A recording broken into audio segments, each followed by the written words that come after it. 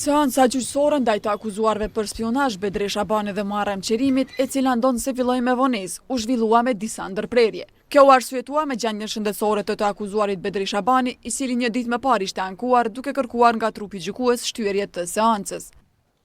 Ndërkohë, kryetari i trupit gjykues Rahman Beqiri njoftoi se për shëndetjen e të akuzuarit kanë kërkuar raport edhe nga burgo. Përgjigja përmes telefonit rezulton se edhe sot i akuzuarit Bedri Shabani është vizituar tekniku i burgut dhe se parametrat detaj kanë qenë brenda vlera normale. Shabani megjithatë u pyet disa herë për gjendjen shëndetësore, për çka insistoi se nuk është në gjendje të qëndrojë në sallë. Kam shëskime të shumta dhe kërkoj mënyrë humane që të shtyhet kjo seanca tjetër dhe në herën tjetër besoj se do të bëjmë mirë, por shkak se terapia simptomore, terapi shumë e rëndë nuk mundet të thjesht seancën.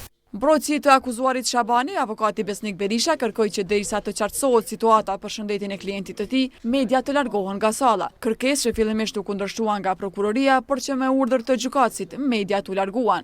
Pas diskutimit mes palëve pa prezencën e media, u vendos që seanca radhës të mbahet me 20 nëntor. Prokuroria Speciale e Kosovës me 19 shkurt 2025 ngriti akt akuzë ndaj ish doganjerit Bedri Shabani dhe ish polisit Muharrem Qerimi për veprën penale spionazh. Sipas informacioneve të lëshuara nga Prokuroria Speciale, Shabani dhe Qerimi mblodhen informata që do t'i shërbenin Ministrisë së Brendshme serbe për ta ndërtuar një narrativ të rrem për një rrjet të trafikimit të organeve nga ushtria çlirimtare e Kosovës gjatë luftës. Qerimi në bazë të akt akuzës i ka dërguar zyrtarit të Ministrisë së Brendshme Srdjan Rosic edhe të dhëna të klasifikuara që lidheshin me veprimtarinë e Prokurorisë Speciale. Ndërkohë, akuzuari Bedri Shabani në bazë të pretendimeve të prokurorisë, përveç Rosicit pati kontakt edhe me një zyrtar tjetër, Bogolup Janicevic, që kishte rol udhëheqës në masakrën e Reçakut.